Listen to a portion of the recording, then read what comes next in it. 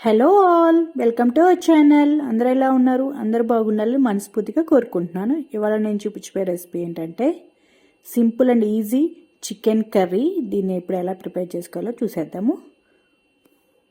ముందుగా నేను KG chicken తీసుకొని వాటర్తో క్లీన్ చేసుకున్నాను. ఇందులో పసుపు, సరిపడినంత ఉప్పు, 1.5 స్పూన్ కారం అండ్ 1 స్పూన్ గరం మసాలా వేసుకొని మ్యారినేట్ చేస్తున్నాను. ముందు ఈ పొడి మసాలా వేస్తే చికెన్ ముక్కలకి బాగా పట్టిద్ది. దాని తర్వాత అల్లం వెల్లుల్లి పేస్ట్ వేయాలి. ఆ పొడి మసాలా అంతా లోపలికి వెళ్తుంది, ఆ చికెన్ లోపలికి. డైరెక్ట్గా మనం వెట్టిది అల్లం వెల్లుల్లి పేస్ట్ వేస్తే సగం దానికే ఉండి ముక్కలకి పట్టకుండా ఉంటుంది కదా. దాన్ని బాగా రబ్ చేస్తూ ఆ పౌడర్ అంతా, ఆ మసాలాలంతా చికెన్కి పట్టిద్ది. ఇప్పుడు 1 స్పూన్ మనం జింజర్ గార్లిక్ పేస్ట్ వేసుకుందాము. దీన్ని బాగా కలుపుకున్న తర్వాత ఒక హాఫ్ అన్ అవర్ పక్కన పెట్టుకుందాము. ఈలోపు ఆనియన్స్, మిర్చి, టొమాటో కట్ చేసుకొని పెట్టుకోవాలి. నా వీడియో కనుక కొత్తగా చూస్తుంటే లైక్ చేయండి అండ్ సబ్స్క్రైబ్ చేయండి. పక్కనున్న బెల్ ఐకాన్ని ప్రెస్ చేస్తే మీకు రెగ్యులర్ అప్డేట్స్ వస్తాయి. ఇలాంటి మోర్ వీడియోస్ మీకు మంచి రెసిపీస్ కూడా నేను మీకు ముందుగా చూపిస్తాను.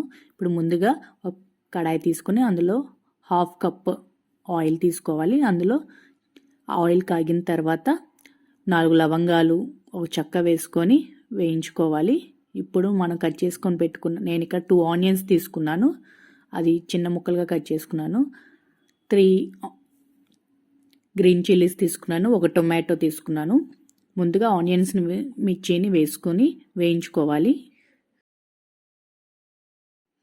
ఆనియన్స్ గోల్డెన్ కలర్ వచ్చేంత వరకు వేయించుకోవాలి.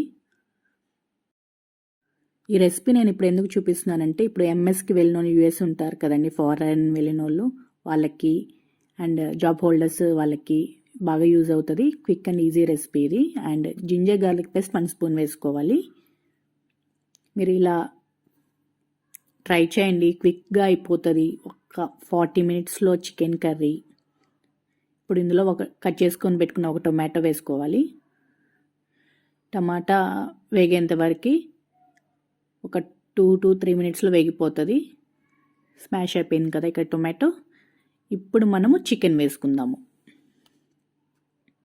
ఇప్పుడు చికెన్ వేసుకుందాం కదా. ఇప్పుడు మొత్తం మిక్స్ చేద్దాము. ఆనియన్స్, టొమాటో, చికెన్ని ఇలా మిక్స్ చేసిన తర్వాత మూత పెట్టేసుకొని ఒక 40% చికెన్ కుక్ అయ్యేంత వరకు ఉంచుకుందాము. వాటర్ ఏం పోయొద్దు. ఇప్పుడే చికెన్లో నుంచి కొంచెం వాటర్ వస్తుంది, అది రిలీజ్ అయ్యేంత వరకు. ఇప్పుడు వాటర్ రిలీజ్ అయ్యి ఉంటాయి, చూద్దాము. అదిగోండి, వాటర్ రిలీజ్ అయినాయి కదా చికెన్లో నుంచి. ఇప్పుడు కరివేపాకు వేసుకొని ఒకసారి కలపెట్టుకున్న తర్వాత 1 గ్లాస్ వాటర్ వేసుకోండి. ఆ తర్వాత ఒక 15 to 20 మినిట్స్ వాటికి లో ఫ్లేమ్లోనే పెట్టి ఉడికించండి.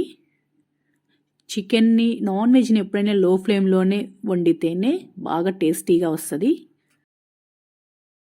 ఇప్పుడు ఒకసారి చూద్దాము. 15 మినిట్స్ అయిపోయింది కదా. చికెన్ ముక్క ఉడికే ఉంటుంది. ఒకసారి చూపిస్తాను మీకు కూడా. అదిగోండి, అలా క్రాక్ వచ్చింది కదా, అప్పుడు ఉడికిపోయినట్టే దాని అర్థం. ఇప్పుడు కొత్తిమీర వేసుకొని స్టవ్ ఆఫ్ చేసుకోవటమే. ఇప్పుడు ఒకసారి టేస్ట్ చేసుకోండి, మీకు అన్ని పర్ఫెక్ట్గా సరిపోతాయి. మీకు ఒకవేళ సరిపోకపోతే, ఇన్కేస్ మీరు ఇంకా స్పైసీగా తింటారు అనుకుంటే కొంచెం కారం, కొంచెం గరం మసాలా వేసుకోండి. నేను ఇక్కడ టేస్ట్ చేస్తున్నాను, నాకైతే అన్నీ పర్ఫెక్ట్గా సరిపోయినాయి. నేను ఇప్పుడు ఒక బౌల్లోకి సర్వ్ చేసుకుంటున్నాను. నాకు అక్కడ అవతల పలావ్ కూడా అయిపోయింది.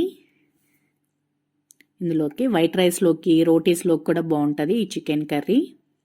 నేను ఇప్పుడు పలావ్తో తింటున్నాను. ఇది చాలా ఈజీ అండి. ఈ పలావ్ కూడా నేను చూపిస్తాను ముందుగా. చాలా ఎంత మెత్తగా ఉడికిపోయిందంటే మీకు కూడా నచ్చిద్ది.